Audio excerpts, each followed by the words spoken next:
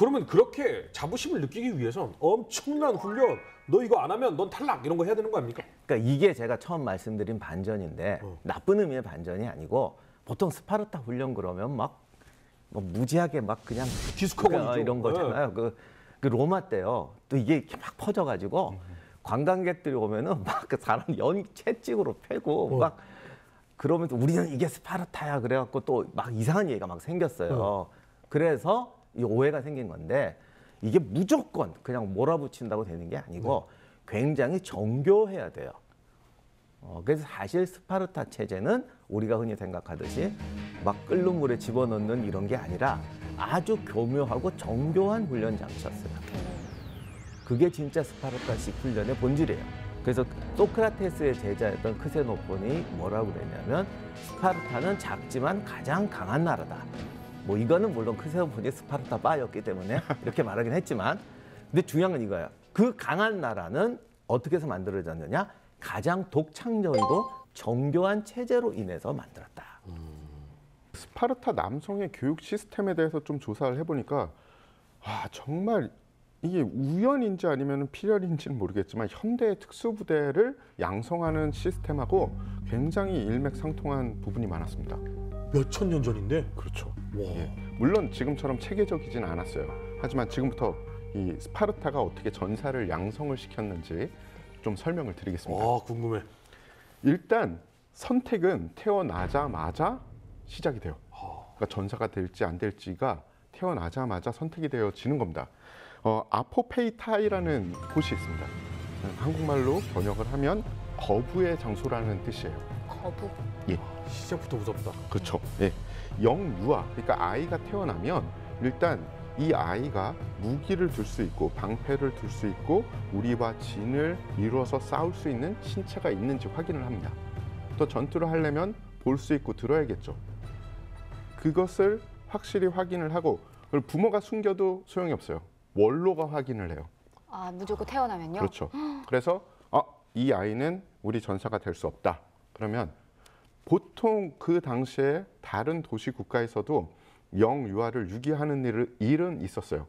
그런데 어디에 뭐 던지고 바로 죽여버리고 이런 일은 그렇게 많지는 않았어요. 바구니에 뭐 이렇게 담요라도 싸서 그래도 살아날 기회를 주려고 뭐 인적이 드문 곳에 유기를 하고 이런 일이 더 많았죠.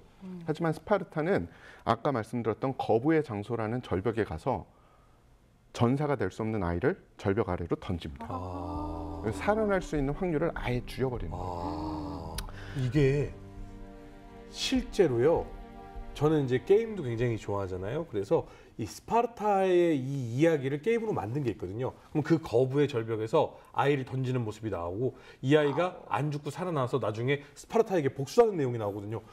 그거 실제 있었던 그렇죠. 일이에요. 역사적으로 맞는 이야기죠. 근데 어떻게 안 죽고 살아났지? 그러니까 게임이니까.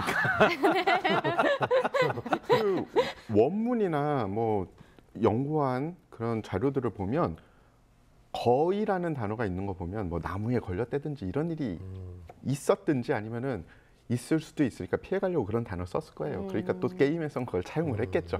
예. 그렇게 어렵게 전사가 될 몸을 가지고 태어나면 그리고 잘 자라면 7살이 되는 해에 즉 공교육기관에 보내져요. 그 이름이 뭐냐? 여러분들이 아시는 아고게입니다. 공교육기관이라고 말씀드리니까 우리로 치면 초등학교에 아이들을 보내는 것 같은 그런 느낌이잖아요. 안 그렇습니다. 그냥 맨몸에 옷 한 벌 줘서 그 거친 산으로 보내는 거예요. 산과 들 그리고 광야가 그들에게 교실입니다. 예? 거기서 살아나야 돼요. 그러니까 무슨 건물이나 뭐 교육기관이 있는 게 아니라 그냥 산 위로 보낸다고요? 옷 한 벌 걸치고요? 예. 원래 스파르타는 애들한테 신발을 안 신기고 옷도 한 벌만 준대요. 그래야 애가 튼튼해진다고. 지압 효과를 노리는 이상한- 건가요? 요즘은 개, 고양이 키우는 분들도 막 신발 시키고 그러던데 발바닥 탄탄해지라고 신발을 안 신긴대요. 진짜 물론 그렇다고 그냥 풀어놓고 그냥 살아 이런 건 아닙니다. 훈육관이 있어요. 훈육관이 그들의 선배, 아고게 선배들입니다. 그렇게 해서 살아나야 돼요. 12살까지. 물론 그 중간중간에 임무는 줍니다. 그 임무를 수행하면서 죽거나 불구가 되면 이제 탈락. 다 거쳐서 무기를 들 수 있는 성한 몸으로 12살까지 오잖아요. 그러면은 12살 되는 해에 이제 테스트를 봅니다. 이게 어떻게 보면 중간 평가를 하는 거예요. 테스트를 받는 본인에게는 아주 단순한 임무를 줘요. 저쪽에 치즈로 쌓인 산이 있습니다. 근데 보통 아고기에서 음식 많이 안 주거든요. 그러니까 치즈를 산처럼 쌓아놨다는 건 진수성찬인 거예요.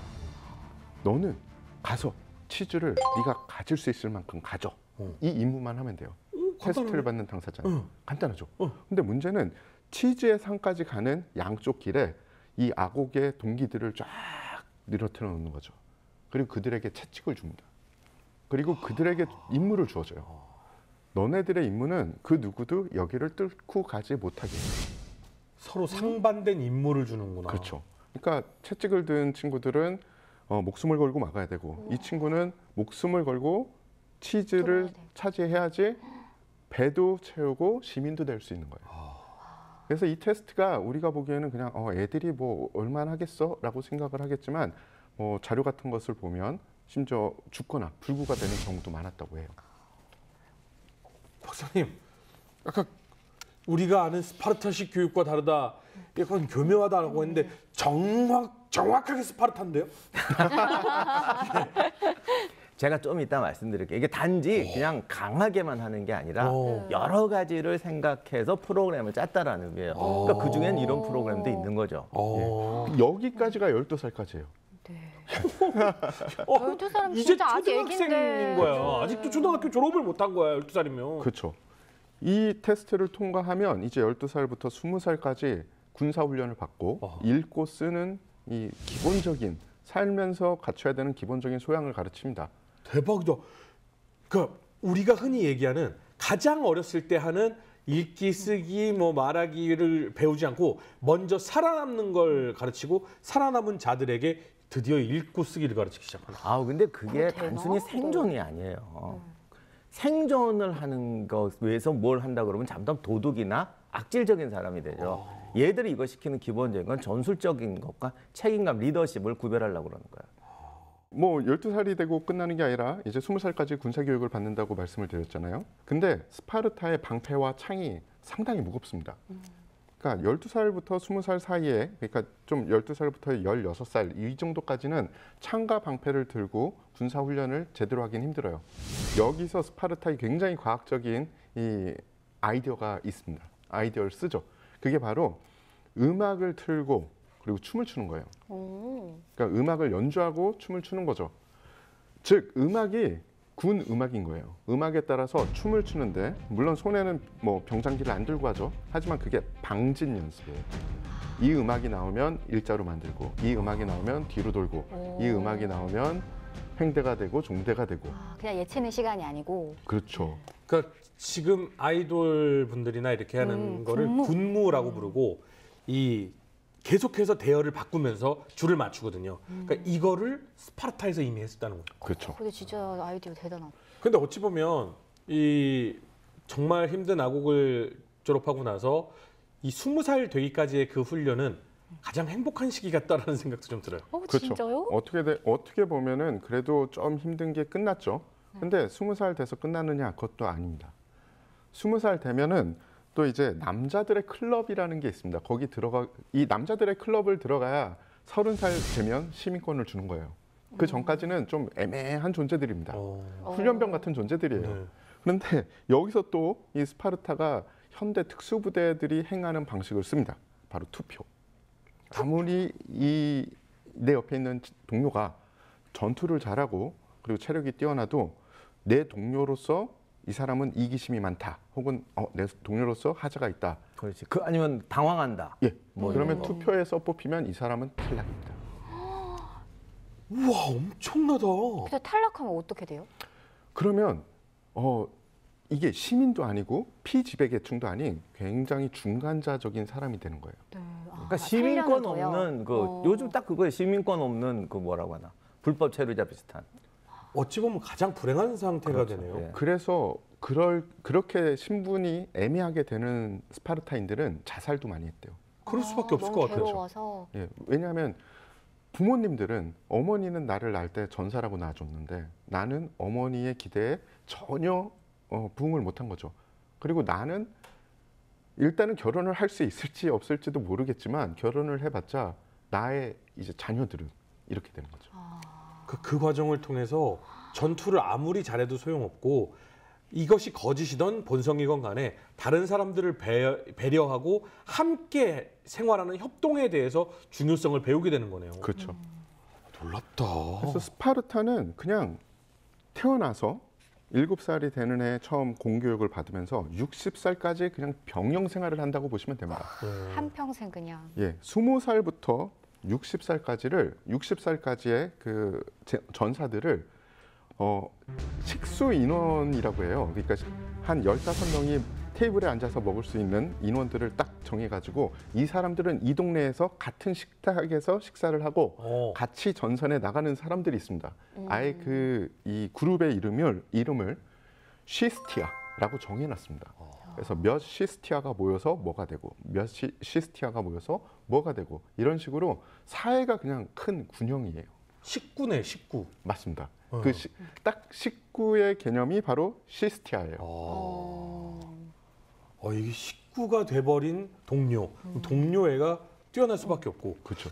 이런 전사들은 사실은 훈련병이 무려 8년?